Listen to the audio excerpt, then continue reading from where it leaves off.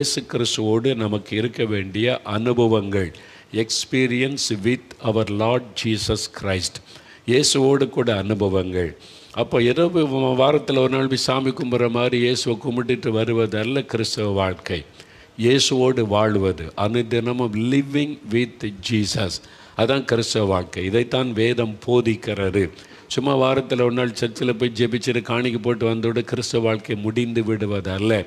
திங்கட்கிழமையும் இயேசுவோடு வாழணும், செவ்வாய்க்கிழமையும் இயேசுவோடு வாழணும், புதன்கிழமையும் இயேசுவோடு வாழணும். வாரத்தின் அத்தனை நாட்களும் நீங்கள் வேலைக்கு போனாலும் இயேசுவோட, படிக்க போனாலும் இயேசுவோட, பிஸ்னஸ் பண்ணினாலும் இயேசுவோட, எப்பொழுதும் இயேசுவோடு வாழ்வது, அதான் கிறிஸ்தவ வாழ்க்கை. சும்மா வாரத்தில் பக்தி சாமி கும்பிட்டோம், காணிக்கு போட்டோம், முடிஞ்சிட்டு அப்புறம் நம்ம காரியத்தை பார்க்கலாம் இல்லை. இயேசுவோடு வாழ்வது, அப்படி இது சாத்தியமா? அப்படி வாழ முடியுமா?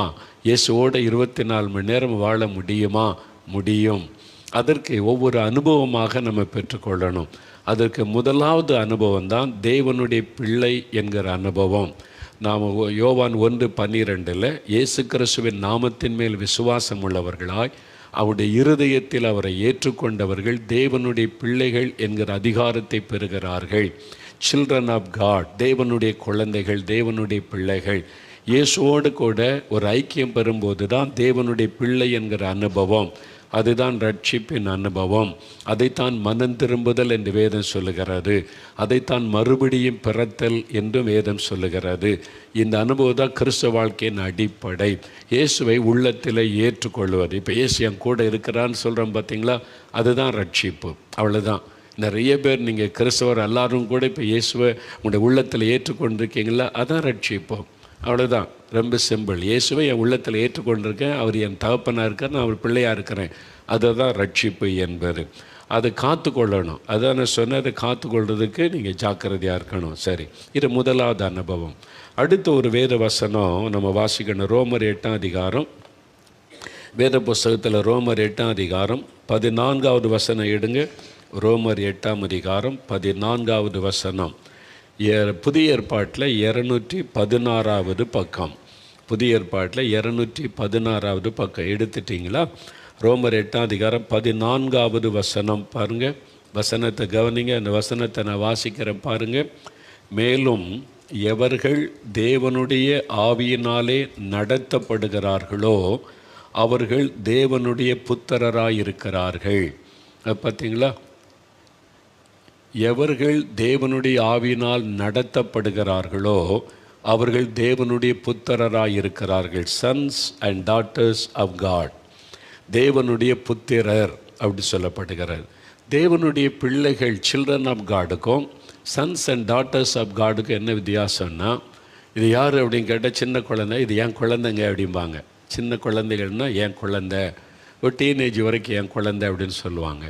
வளர்ந்து பெரிய ஆள் ஆகிட்டாங்க, படித்து முடிச்சுட்டாங்க, வேலை பார்க்குறது யாருன்னா, இது என்னுடைய புத்திரன், இது என்னுடைய புத்திரி அப்படி சொல்லுவாங்க. பார்த்தீங்களா? என்னுடைய புத்திரன் அப்படின்னு சொல்லுவாங்க.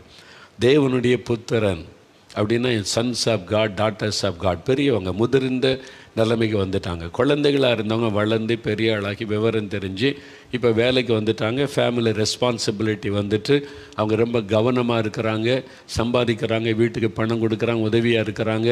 அவங்க என்னுடைய மகன் மகள், அவங்க புத்திரர் புத்திரி என்று அழைக்கப்படுகிறவர்கள்.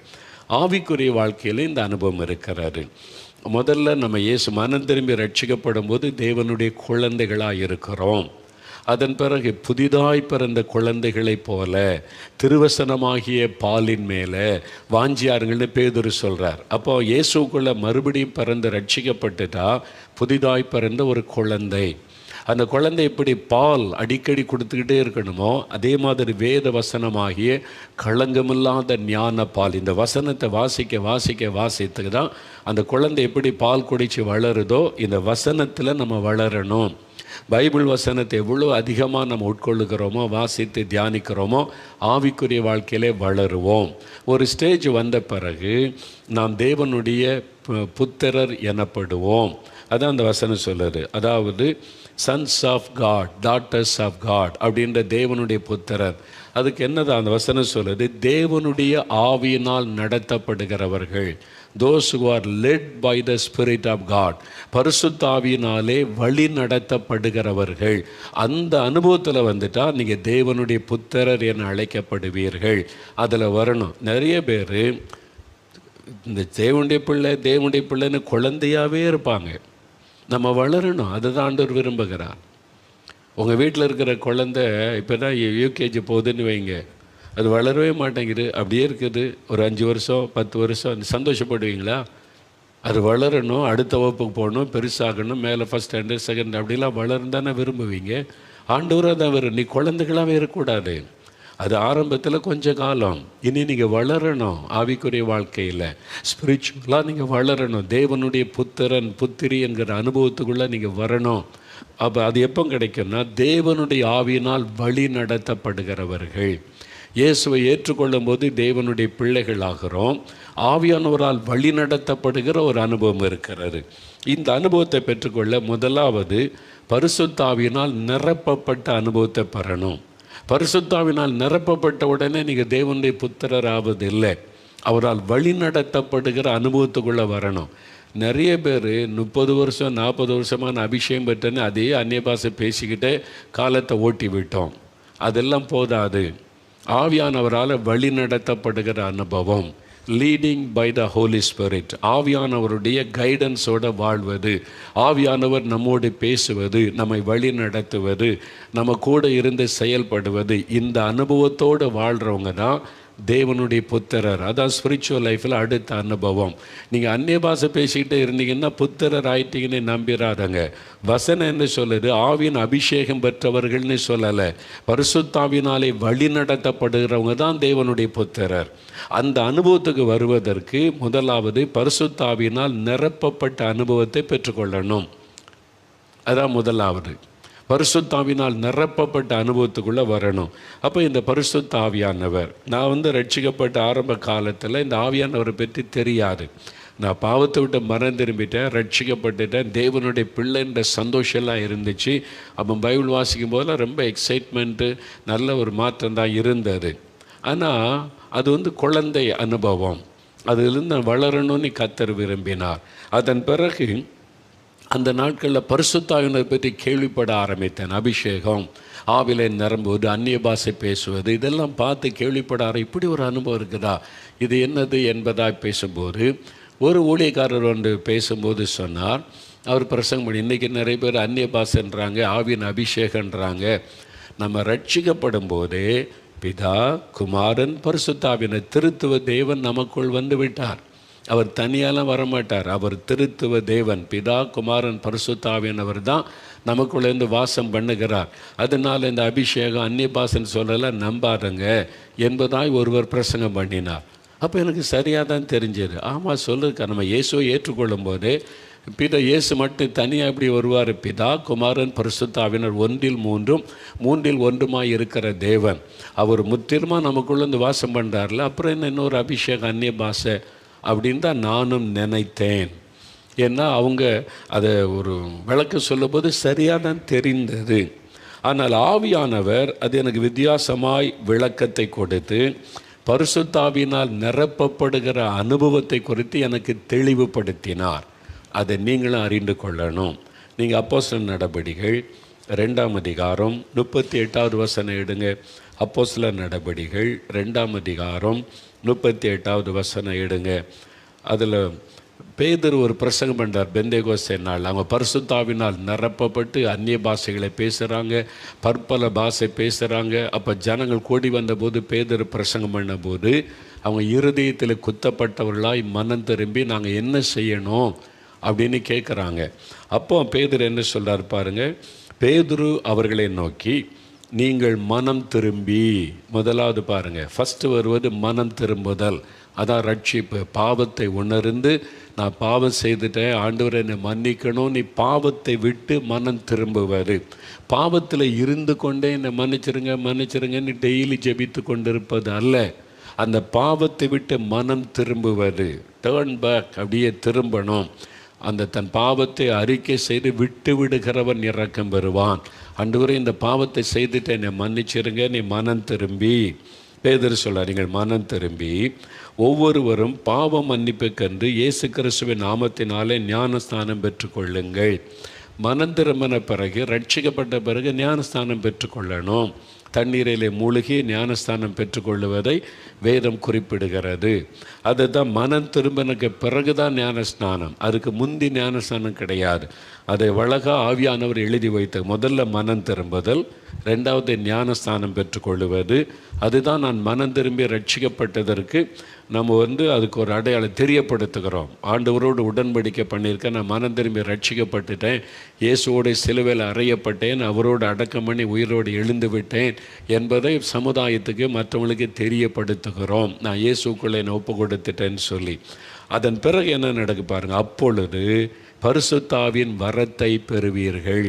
பரிசுத்த ஆவியானவர், ரட்சிப்பு ஒரு வரம். நீங்கள் கிருபையினாலே விசுவாசத்தை கொண்டு ரட்சிக்கப்பட்டீர்கள். இது உங்களால் உண்டானதல்ல, தேவனுடைய ஈவு. எபேசியர் 2:8 பைபிளில் வாசிக்கிறோம்ல. அப்போ ரட்சிப்பு, salvation is the gift of God.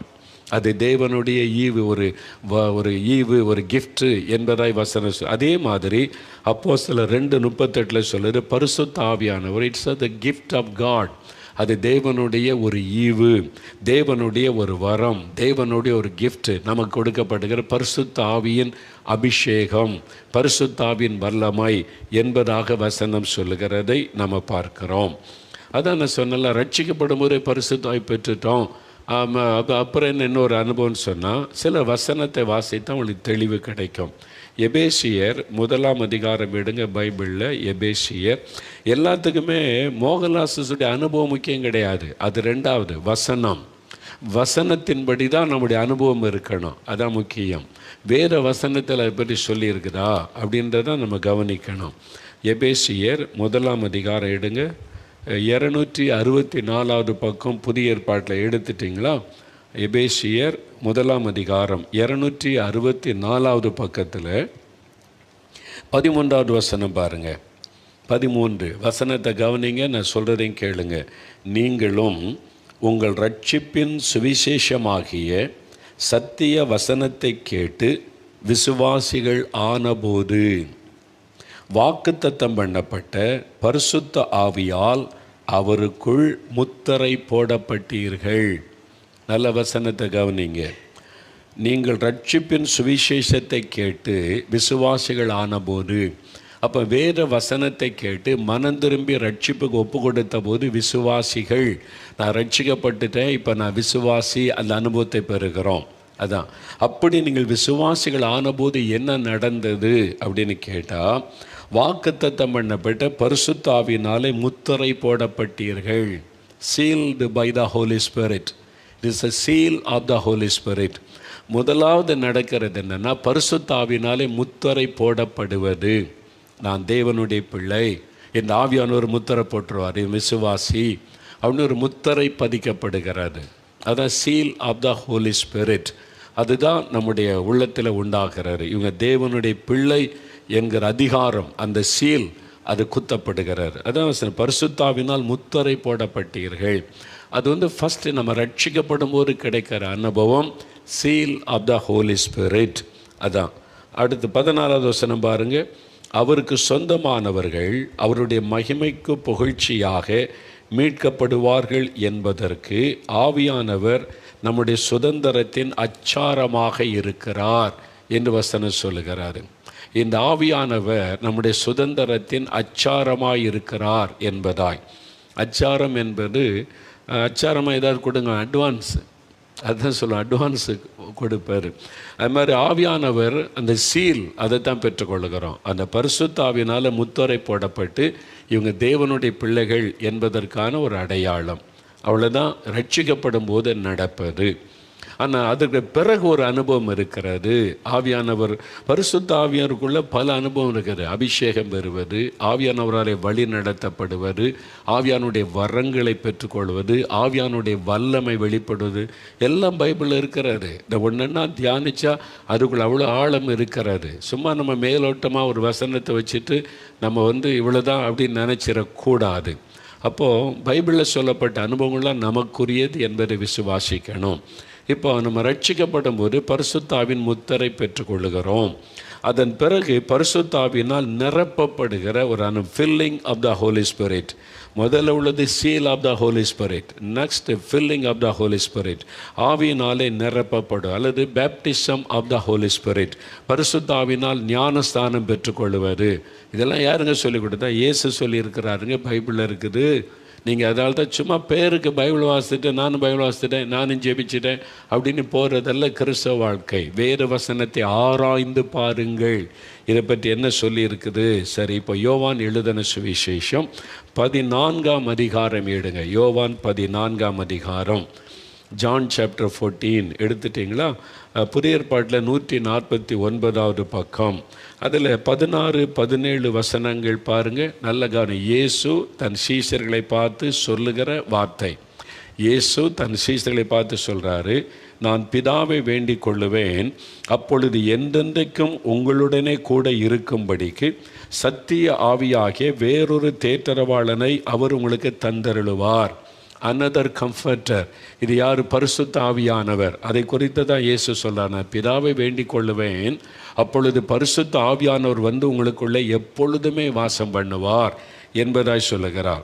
வேறொரு தேற்றரவாளன், நான் எப்படி உங்கள் கூட இருந்து தேற்றுகிறேனோ அதே மாதிரி ஆவியானவர் உங்களுக்குள் வந்து வாசம் பண்ணி உங்களை தேற்றுவார் சொல்லிட்டு 17வது வசனம் பாருங்கள். உலகம் அந்த சத்திய ஆவியானவரை காணாமலும் அறியாமலும் இருக்கிறபடியால் அவரை பெற்றுக்கொள்ள மாட்டாது. ரட்சிக்கப்படாதவங்க, உலக வாழ்க்கை வாழ்கிறவங்க, ஆவிக்குறி வாழ்க்கைக்குள்ளே வராதவங்க இந்த அபிஷேகத்தை பெற்றுக்கொள்ள முடியாது, பரிசுத்தாவின் நிறைவை பெற்றுக்கொள்ள முடியாது. ரட்சிக்கப்பட்டு விசுவாசிக்கிறவங்க தான் பெற்றுக்கொள்ள முடியும் என்பதை ஆண்டவர் சொல்லிவிட்டு அடுத்து என்ன சொல்லார் பாருங்க. அந்த பரிசுத்த ஆவியானவர் அவர் உங்களுடனே வாசம் பண்ணி உங்களுக்குள்ளே இருப்பதால் நீங்கள் அவரை அறிவீர்கள். Already the Holy Spirit is in you. அவர் உங்களுக்குள்ளே வாசம் பண்ணுகிறார், உங்களுக்குள்ளே இருக்கிற. இயேசு சொல்கிறார்ல, வசனத்தை கவனிங்க, பரிசுத்த ஆவியை நான் அனுப்புவேன், அவர் எந்தெந்தைக்கு உங்களோடு வாசம் பண்ணுவான்னு சொல்லிட்டு உலகம் ரட்சிக்கப்படாதவங்க அதை பெற்றுக்கொள்ள முடியாது. ஆனால் அவர் உங்களுடனே வாசம் பண்ணி, இந்த ஆவியானவர் உங்களுடனே வாசம் பண்ணி உங்களுக்குள் இருப்பதால் அவர் அறிவீர்கள். இயேசு சொல்றார் சீஷரை பார்த்து, ஏற்கனவே அவர் உங்களுக்குள் இருக்கிறார். The Holy Spirit is in you, is living in you and சொல்கிறார், உங்களுக்குள்ளே இருக்கிறார், அதனால நீங்கள் அவர் அறிவீங்க. அதுக்கு பிறகு அப்புறம் இன்னொரு அபிஷேகம், அதுதான் நீங்கள் அறிந்து கொள்ளணும். இது seal of the Holy Spirit. அந்த ஆவியானவரால் முத்திரப்படப்பட்டு ஆவியானுடைய கிரியை ரட்சிக்கப்பட்ட உடனே ஆரம்பித்து விடும். நம்ம ஒரு சின்ன பாவம் செய்தால் ஆவியானவர் குணத்தை காண்பித்து மனம் திரும்ப வைப்பார். அது ஆவியானுடைய கிரியை, பாவத்தை கண்டித்து உணர்த்தி சரிப்படுத்துவார். அந்த ஆவியானவர் உங்களுக்குள் இருக்கிறார். That is indwelling work of the Holy Spirit. நமக்கு உள்ளே இருந்து கிரியை செய்கிற ஆவியானவர், அது ஆவியானுடைய முத்திரை, அவ்வளவுதான். ஆனால் இதையும் தாண்டி இன்னொரு அனுபவம் இருக்கிறது, anointing of the Holy Spirit. இப்போ இயேசு சொல்கிறார் உங்களுக்குள்ளே இருக்கிறார்னு சீஷரை பார்த்து. இதே சீஷர்களை பார்த்து இயேசு என்ன சொல்கிறாரு? அப்போஸ்தலர் நடபடிகள் 1ஆம் அதிகாரம் எடுங்க. அப்போஸ்தலர் நடபடிகள் 1ஆம் அதிகாரத்தில் உயிர்த்தெழுந்த இயேசு சீஷரை பார்த்து சொல்கிறாரு, 4வது வசனம், அப்போஸ்தலர் 1:4, 160வது பக்கம் எடுங்க. பைபிள் வசனத்தை கவனிங்க.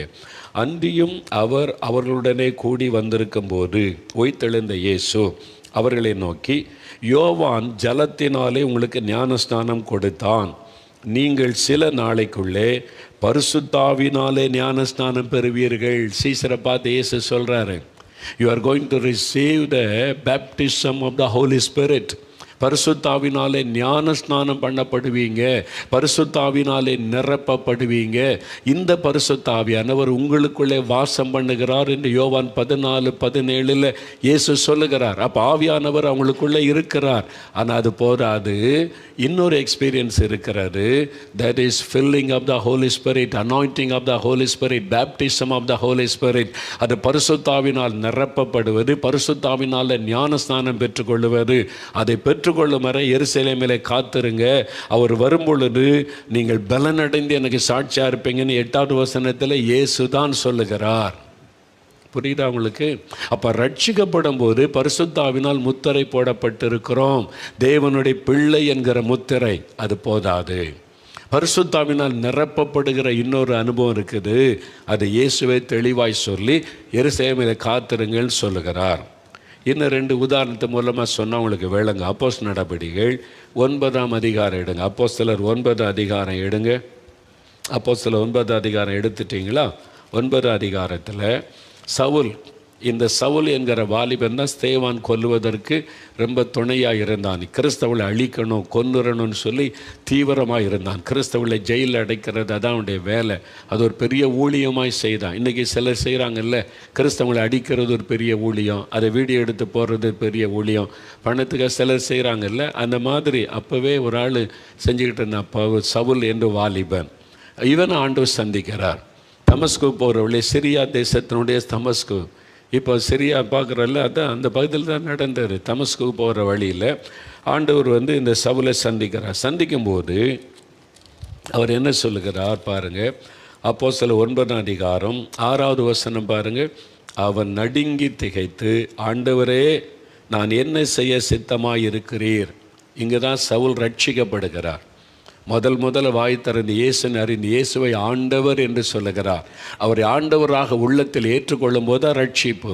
அதனால் இங்கே சவுல் தன்னை ஆண்டவருக்கு ஒப்பு கொடுத்து ரட்சிக்கப்படுகிறார். ஆண்டவரே ஏற்றுக்கொண்டு நான் என்ன செய்ய சித்தமாக இருக்கிறேன், தேவ சித்தத்துக்கு ஒப்பு கொடுக்கிறார். இங்கே தான் சவுல் ரட்சிக்கப்படுகிறார். இயேசு அவரை சந்தித்து ரட்சிக்கப்பட்டு விட்டார். இதான் நான் இயேசுவை சந்திச்சிட்டாரு, இயேசுக்கு ஒப்பு கொடுத்துட்டார், ரட்சிக்கப்பட்டுட்டார். இப்போது 3 நாளாக உபவாசம் பண்ணி ஜெபிச்சுக்கிட்டே இருக்கிறார். அந்த பட்டணத்தில் அனனியா என்கிற தீர்க்கதரிசி இருக்கிறார். இந்த தீர்க்கதரிசிக்கிட்ட ஆண்டவர் பேசுகிறாரு, நீ போ, இந்த வீட்டுக்கு போ, அங்கே சவுல் என்கிற ஒரு மனிதன் ஜெபம் பண்ணி கொண்டிருக்கிறான். எதுக்கு போகணும் அவன்கிட்டன்னு சொன்னால், அவன் பார்வை அடையும்படிக்க, பார்வை இழந்துட்டான், பார்வை அடையும். 17வது வசனம் பாருங்கள். அப்பொழுது அனனியா போய் வீட்டுக்குள் பிரவேசித்து, சவுல் இருந்த வீட்டுக்குள்ளே பிரவேசித்து அவன் மேல் கைகளை வைத்து, சகோதரனாகிய சவுலே, நீ வந்த வழியிலே உனக்கு தரிசனமான இயேசுவாகிய கர்த்தர். பார்த்தீங்களா? இயேசுவாகிய கர்த்தர், அவர் தான் ஆண்டவர். இயேசுவாகிய ஆண்டவர், அவர் தான் ஆண்டவர். இயேசு தன் ஆண்டவர் இல்லை இன்னும் சொல்லவே இல்லைன்னு சொல்லி சிலர் அறியாமையில் பேசிக்கொண்டே இருப்பாங்க. இங்கே பாருங்கள், இயேசு என்கிற கர்த்தர் நீ பார்வை அடையும்படிக்கும் பரிசுத்த ஆவியினால் நிரப்பப்படும்படிக்கும் என்னை அனுப்பினார். ரட்சிக்கப்பட்டது எப்போ? 3 நாளைக்கு முன்னால் தமஸ்கு போக வழியில் இயேசு தரிசனமான போது இயேசுக்கு தன்னை ஒப்பு கொடுத்துட்டார். ஆண்டவரே, இதோ உமக்கு என்னை ஒப்பு கொடுக்குறேன், நான் என்ன செய்யணும்? அங்கே தான் சவுல் ரட்சிக்கப்படுகிறார். அப்போ ரட்சிப்பின் அனுபவம் வேறு, பரிசுத்தாவினால் நிரப்பப்படுகிற அனுபவம் வேறு. நான் ரட்சிக்கப்படும் போது பிதாகுமார பரிசுத்தா உள்ள வந்துட்டார், உண்மைதான். அது போதாது, இன்னொரு அனுபவத்தை வேதம் பேசுகிறது, இயேசு பேசுகிறார், பைபிள் பேசுகிறது. அதை பெற்றுக்கொள்ளணும். அது பரிசுத்தாவின் நிறைவு, பரிசுத்தாவின் ஞான ஸ்நானம். இந்த அனுபவத்தில் வந்தாதான் ஆவியானவரால் வழி நடத்தப்படுகிற அனுபவத்துக்கு வர முடியும். நீங்கள் இதையே பெற்றுக்கொள்ளாட்டா நீங்கள் பரிசுத்தாவினால் வழி நடத்தப்படுகிற அந்த எக்ஸ்பீரியன்ஸுக்குள்ளே வர முடியாது. அதனால்தான் முதல்ல இந்த அபிஷேகத்தை பெற்றுக்கொள்ளணும். அதற்கு தவறான இந்த நோக்கங்கள் எல்லாம் மாறணும். வேதத்தை பற்றி சரியாக அறிந்து கொள்ளணும். சும்மா ஒரு வசனத்தை வச்சுக்கிட்டு எல்லாம் பேசக்கூடாது. முழுமையாக பைபிள் என்ன சொல்லுது அப்படின்னு பார்க்கணும். பார்த்தீங்களா? நீ பார்வை அடையும்படிக்கும் பரிசுத்தாவினால் நிரப்பப்படும்படிக்கும் என்னை அனுப்பினப்போ அனனியா கை வைத்து ஜெபித்த போது பவுல் பரிசுத்தாவினால் நிரப்பப்பட்டிருக்கிறார். அதைத்தான் இந்த வசனம் தெளிவாய் சொல்லுகிறது. அப்போ ரட்சிப்பின் அனுபவம் வேறு. சிலர் ரட்சிக்கப்படும் போது அபிஷேகம் பெற்றுருவாங்க. அது நடக்காங்க. பாவத்தை விட்டு மனம் திரும்பும்போது அன்னைக்கே ரட்சிக்கப்பட்டு அன்னைக்கே அபிஷேகம் பெற்றவங்களையும் நான் பார்த்துருக்கிறேன். அப்படியே நடக்கும். ஆண்டவர் இப்படி தான் அப்படின்லாம் நம்ம கட்டுப்படுத்தலாம் முடியாது. அது அவருடைய அநாதி தீர்மானம். சிலரை ரட்சிக்கிற அன்னைக்கு அபிஷேகம் பண்ணிடுவார். ஆவியில் நிறப்பட்டு அந்நிய பாஷை பேசுவாங்க. அந்த அனுபவம் இப்போது பவுலுடைய வாழ்க்கையில் நம்ம இதை பார்க்குறோம். இன்னொரு உதாரணம் பாருங்கள். அப்போஸ்தலர் நடபடிகள் 19 அதிகாரம் வாங்க. அப்போஸ்தலர் நடபடிகள் 19ஆம் அதிகாரம் எடுங்க. பைபிளை திருப்புங்க, வசனத்தை திருப்புங்க. பைபிளை நம்ம ரொம்ப வாசிக்காதனால தான் நம்ம பிசாசு ஏமாத்திடுறான். வசனத்தில் ஸ்ட்ராங்காக இருந்தீங்கன்னா எந்த கள்ள உபதேசம் பிசாசன் தந்திரம் நம்மளை ஒன்றும் செய்ய முடியாது. பைபிள் உங்கள் வீட்டில் பழசாக ஆயிருக்கணும். நீங்கள் எழுதி எழுதி குறித்து வாசித்து அப்படியே புதுசாக அழுக்கப்படாமல் வச்சிருக்கெல்லாம் சொல்லக்கூடாது. அப்போஸ்தலர் நடபடிகள் 19ஆம் அதிகாரம் எடுத்துட்டிங்களா? இப்போது அது 190வது பக்கம். இப்போ பவுல் கொரிந்து பட்டணத்திலிருந்து இருக்கையில் அதாவது அப்போல்லோ கொரிந்து பட்டணத்தில் இருக்கும்போது பவுல் எபேசு பட்டணத்துக்கு வந்தார். 1வது வசனம். பவுல் இந்த முதல்ல ரட்சிக்கப்பட்டு அபிஷேகம் பெற்றால இந்த பவுல் ஊழியம் செய்துட்டு வரும்போது எபேசு என்ற பட்டணத்துக்கு வர்றார். அப்படி வரும்போது அங்கே சில சீஷரை கண்டு, சீஷர்களை பார்க்கிறார். இயேசுவை பின்பற்றக்கூடிய சீஷர்கள். அவங்க பவுல் வந்திருக்காருன்னு சொன்னோன்னே அவளோடு பார்க்க வந்துட்டாங்க. அவர் உடனே கேட்குறாரு, நீங்கள் விசுவாசிகள் ஆனபோது பரிசுத்தாவியை பெற்றீர்களா என்று கேட்டான். அதற்கு அவர்கள் பரிசுத்தாவி உண்டென்பதை நாங்கள் கேள்விப்படவே இல்லை என்றார்கள். பார்த்தீங்களா? எபேசு சபையில், எபேசு பட்டணத்தில் ரட்சிக்கப்பட்ட இயேசுவின் சீஷர்கள் இருந்தாங்க. அவங்க பார்த்தீங்களா, ரட்சிக்கப்பட்டு இயேசுவை பின்பற்றக்கூடியவங்க, இயேசுவை ஏற்றுக்கொண்டவங்க, அவங்க விசுவாசிகள், அவங்க சீஷர்கள். இப்போ பவுல் கேட்குறார், நீங்கள் விசுவாசிகள் ஆனபோது, பாவத்தை விட்டு மனம் திரும்பி ரட்சிக்கப்பட்ட போது பரிசுத்தாவியை பெற்றீர்களா அப்படின்னு கேட்குறார். அப்படி ஒரு அனுபவம் இருக்குது, பெற்றுக்கொண்டீங்களா? அதான் ரட்சிக்கப்படும் போது பிதா குமாரன் பரிசுத்தாவி வந்துட்டாரு அப்படின்னு அவங்க சொல்லலை. பரிசுத்தாவி உண்டு என்பதை, அப்படி ஒரு அனுபவம் உண்டு என்பதை நாங்கள் கேள்விப்படவே இல்லை. இயேசுவை பற்றி கேள்விப்பட்டோம், ரட்சிப்பை பற்றி கேள்விப்பட்டோம், ரட்சிக்கப்பட்டோம், இயேசுவை உள்ளத்தில் ஏற்றுக்கொண்டோம். இன்னொரு அனுபவம் இருக்குதா? பரிசுத்தாவினால் நிரப்பப்படுகிற அனுபவம் இருக்கிறது. Anointing of the Holy Spirit. அதை பெற்றுக்கொண்டீங்களான்னா எங்களுக்கு தெரியாது. பவுல் அந்த அனுபவத்தை பற்றி விளக்கி சொல்லி 6வது வசனம் பாருங்கள். அல்லாமலும் பவுல் அவர்கள் மேல் கைகளை வைத்தபோது பரிசுத்த ஆவி அவர்கள் மேல் வந்தார். அப்பொழுது அவர்கள் அந்நிய பாஷைகளை பேசி தீர்க்க தரிசனம் சொன்னார்கள். இதுவரைக்கும் அவங்க விசுவாசி தான், ரட்சிக்கப்பட்டவங்க தான், பரிசுத்தாவை பற்றி கேள்விப்படவே இல்லை. இப்போ பவுல் அதை பற்றி சொல்லி அவங்களுக்காக ஜெபித்த போது பரிசுத்தாவினால் நிரப்பப்பட்டு அந்நிய பாஷை பேசி தீர்க்க தரிசனம் உரைத்தார்கள். எங்கள் anointing of the Holy Spirit, பரிசுத்தாவினாலே நிரப்பப்பட்ட அனுபவம் தெளிவாக தெரிஞ்சுட்டா பவுலுடைய வாழ்க்கை. இங்கே எபேசு விசுவாசிகள் இயேசு கிறிஸ்து சொன்ன உதாரணம், இயேசு கிறிஸ்து சீஷரோடு பேசினது எல்லாத்தையும் பார்க்கும்போது தெளிவாக தெரியுது. நீங்கள் ரட்சிக்கப்பட்டு தேவனுடைய பிள்ளை இங்கே அனுபவத்தை பெற்றிருந்தால் போதாது. அடுத்த அனுபவம் பரிசுத்தாவினால் நிரப்பப்படுகிற அனுபவம், ஆவியினாலே நிரம்பி இருக்கிற அனுபவத்தை பெற்றுக்கொள்ளணும். அதன் பிறகு தான் நீங்கள் ஆவியினாலே நடத்தப்படுகிற, leading by the Holy Spirit, அந்த அனுபவத்துக்குள்ளே நீங்கள் வர முடியும். ஆண்டவர் என்கிட்ட பேசுகிறாரு, என்னை வழி நடத்துகிறார். எப்படி? பரிசுத்த ஆவியானவரை கொண்டு தான் ஆவியானவர் நம்மோடு பேசுவார். ஆண்டவர் நம்மோடு அந்த அனுபவத்துக்குள்ளே வரணுமானா நீங்கள் பரிசுத்தாவினால் நிரப்பப்பட்டு அந்நிய பாஷையில் தேவனை துதிக்கிற அந்த அனுபவத்துக்குள்ளே கட்டாயம் வரணும். அதை பெற்றுக்கொள்ளணும். நீங்கள் சுகம் பெறீங்களா இல்லையோ, ஆசீர்வாதம் பெறீங்களா இல்லையோ, எனக்கு அது வேணும் இது வேணும் கேட்ட பெறீங்களா இல்லையோ, எல்லாத்தை விட மேலான ஆசீர்வாதம் பரிசுத்தாவின் அபிஷேகம். எதை பெற்றுக்கொள்ளாட்டாலும் அதை பெற்றுக்கொள்ளுங்க. பரிசுத்தாவினால் நிரப்பப்படுகிற அனுபவத்தை பெற்றுக்கொள்ளுங்க. அதுதான் ரொம்ப முக்கியம்.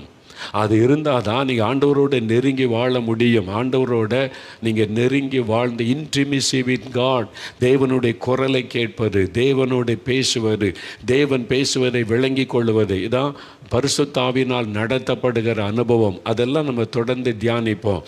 அதை பெற்றுக்கொள்வதற்கு முதலாவது அபிஷேகம் பெறணும், பரிசுத்தாவினாலே நிரப்பப்பட வேண்டும். அதை தான் நம்ம வேதத்தில் இதை பார்க்கிறோம். அப்படி ஆவியில் நிரப்பப்படும் போது அந்நிய பாஷை பேசுவது, அந்த அனுபவம் சொல்லப்பட்டிருக்கிறா 10வது அதிகாரத்தில்.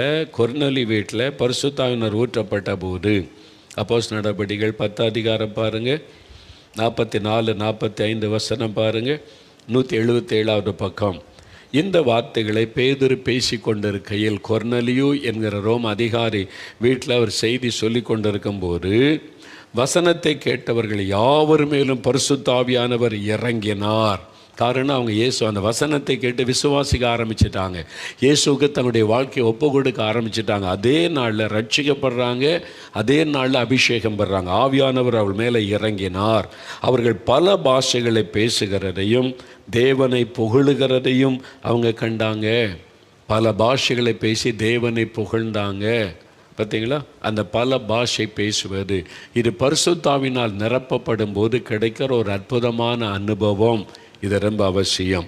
இதை குறித்து அறிந்து கொள்ளணுமானால் 1 கொரிந்தியர் 14ஆம் அதிகாரம் 1-5 இதை இன்றைக்கி வாசித்துருவோம். வர்ற நாட்களில் அடுத்த வாரத்தில் நான் அதை குறித்து தெளிவாக உங்களோட விளக்கி நான் பேசுவேன். பாருங்கள், இந்த வசனம் பாருங்கள். 1 கொரிந்தியர் 14ஆம் அதிகாரம் 1-5 அன்பை நாடுங்கள், ஞான வரங்களையும் விரும்புங்கள், விசேஷமாய் தீர்க்க தரிசன வரத்தை விரும்புங்கள். சொகத்தை விரும்புகிறீங்கல்ல, கடன் பிரச்சனை போகணும், குழந்தை வேணும், இதெல்லாம் விரும்புகிறீங்களே, இதை விட மேலான ஆசீர்வாதம், ஆவிக்குரிய ஆசீர்வாதம், அது விரும்புங்க. முதல்ல அதை தேடுங்க. இதெல்லாம் தன்னால் உங்களுக்கு கிடைக்கும். அப்போ வரத்தை, ஏனெனில் அந்நிய பாஷையில் பேசுகிறவன் ஆவியினாலே ரகசியங்களை பேசினாலும் அவன் பேசுகிறதை ஒருவனும் அறியாதிருக்கிறபடியால் அவன் மனுஷரிடத்தில் பேசாமல் தேவனிடத்தில் பேசுகிறான். தீர்க்க தரிசனம் சொல்லுகிறவனோ மனுஷருக்கு பக்தி விருத்தியும் புத்தியும் ஆறுதலும் உண்டாகத்தக்கதாய் பேசுகிறான். அந்நிய பாஷையில் பேசுகிறவன் தனக்கே பக்தி விருத்தி உண்டாக பேசுகிறான். தீர்க்க தரிசனம் சொல்லுகிறவனோ சபைக்கு பக்தி விருத்தி உண்டாக பேசுகிறான். நீங்கள் எல்லாரும் அந்நிய பாஷைகளை பேசும்படி விரும்புகிறேன். பவுல் சொல்கிறார் விசுவாசிகளுக்கு, நீங்கள் எல்லாரும் அந்நிய பாஷை பேசுகிறதை விரும்புகிறேன். இது யாருடைய விருப்பம்? தேவனுடைய விருப்பத்தை பவுல் எழுதுகிறார். தேவனுடைய விருப்பம், ஆண்டவருடைய விருப்பம். அது, என் பிள்ளைகளே, நீங்கள் எல்லாரும் பரிசுத்தாவினால் நிரப்பப்பட்டு அந்நிய பாஷை பேசணும், நான் அதை விரும்புகிறேன் என்று ஆண்டவர் சொல்ல. அதில் என்ன ஆசீர்வாதம் இருக்குது? இந்த வசனத்தை திரும்ப திரும்ப வாசிங்க. 1, அந்நிய பாஷையில் பேசுகிறவன் தேவனோடு பேசுகிறான், ரகசியம் பேசுகிறார். It is a prayer language to speak to the Lord. தேவனோடு பேசுவதற்கு ஒரு வித்தியாசமான ஒரு பாஷை ஆண்டவர் தந்திருக்கிறார். தேவனோடு பேசுகிறான். 2வது ரகசியம் பேசுகிறான் தேவனோடு. 3வது அந்நிய பாஷையில் பேச பேச பக்தி விருத்தி உண்டாகும். தனக்கு பக்தி விருத்தி உண்டாக பேசுகிறான். இவ்வளவு ஆசீர்வாதம் உள்ள இருக்குது. இந்த அந்நிய பாஷை குறித்தும் தொடர்ந்து அதில் வளரும்போது தேவனோடு நடப்பது, தேவனோடு கூட ஆவியானவரால் வழி நடத்தப்படுவது, அதை குறித்து வருகிற நாட்களில் தொடர்ந்து நம்ம தியானிக்கலாம். இப்போ எல்லாரும் ஒரு நிமிஷம் கண்களை மூடி, ஆண்டவரே, இந்த பரிசுத்தாவினால் நான் நிரப்பப்படணும், நானும் பரிசுத்தாவில் நிரம்பி அந்நிய பாஷையில் உம்மை துதிக்கணும், எனக்கு இந்த அனுபவம் வேணும்னு நீங்கள் கேளுங்க. குட்டி பிள்ளைகளுக்கு கூட ஆண்டவர் தருவார், பெரியவங்களுக்கு கூட தருவார். ஒரு நிமிடம் கண்களை மூடுங்க, அப்படியே ஜெபம் பண்ணுங்க. ஆண்டவரே, நான் உம்மால் வழி நடத்தப்படணும், உம்மோடு நெருங்கி வாழணும், உம்முடைய குரலை கேட்கணும். அதற்கு நான் ரட்சிக்கப்பட்ட அனுபவத்தோடு நின்றுவிடக்கூடாது. பரிசுத்தாவினால் நிரப்பப்படணும், ஆவில நிரம்பி அந்நிய பாஷை பேசணும், நான் தேவனோடு பேசணும், ரகசியம் பேசணும், என் பக்தி விருத்தி ஆக ஆவில நிரம்பி அந்நிய பாஷை பேசணும். என்னை அபிஷேகம் பண்ணுங்க, என் மேல் அந்த ஆவியை ஊற்றுங்க, என்னை நிரப்புங்க. கேளுங்க கேளுங்க, குட்டி பிள்ளைகள் கேளுங்க, வாலிபர்கள் கேளுங்க. ஆண்டவரே, உம்முடைய பரிசுத்தாவியை ஊற்றி விடுவீராக. இந்த குடும்பத்தில் இருக்கிற அத்தனை பேர் மேலும் ஆவியானவர் ஊற்றப்படட்டும். கடைசி நாட்களில் மாம்சமான யாவர் மேலே ஆவியை ஊற்றுவேன் என்று சொன்னீரேன். இவர்கள் மீது உம்முடைய ஆவியை ஊற்றுவீராக, பரிசுத்தாவினால் நிரப்புவீராக. இந்த இளம் பிள்ளைகளை நிரப்பும், வாலிபர்களை நிரப்பும், பெரியவர்களை நிரப்பும், எல்லாரையும் பரிசுத்தாவினாலே நிரப்பும். ஆவிலே நிரம்பி அந்நிய பாஷை பேசவும், ஆவிலே நிரம்பி அந்நிய பாஷையிலே துதிக்கவும். ஆண்டவரே, ஒவ்வொருவருக்கு கிருபை தாரும், நிரப்பும் நிரப்பும், ஆவியினாலே நிரப்பும். இப்பொழுது உம்முடைய அபிஷேகம் இறங்கட்டும், இந்த வாலிபன் மீது இறங்கட்டும், இந்த வாலிப மகள் மீது இறங்கட்டும், இந்த தகப்பனார் மீது, தாயார் மீது அந்த அபிஷேகத்தின் வல்லமை இறங்கட்டும். இந்த சிறு பிள்ளைகள் மேல் ஆவியானுடைய வல்லமை இறங்கட்டும். அபிஷேகம் ஊற்றப்படட்டும், ஆவியினாலே நிரப்பப்படட்டும். ஒவ்வொருவரையும் நிரப்பி ஆட்கொள்ளுவீராக. உம்மோடு கூட ரகசியம் பேசுகிற அனுபவத்தை தாரும். பக்தி விருத்தி அடையும்படி அந்நிய பாஷையில பேசுமை துதிக்க கிருபை தாரும். ஒவ்வொருவரை நிரப்பும். நீ தந்துவிட்டதற்காய் ஸ்தோத்திரம், நிரப்பிக் கொண்டிருக்கிறதற்காய் ஸ்தோத்திரம், ஸ்தோத்திரம், ஸ்தோத்திரம். இயேசு கிறிஸ்துவின் நாமத்தில் ஜெபிக்கிறோம் பிதாவே. ஆமேன், ஆமேன்.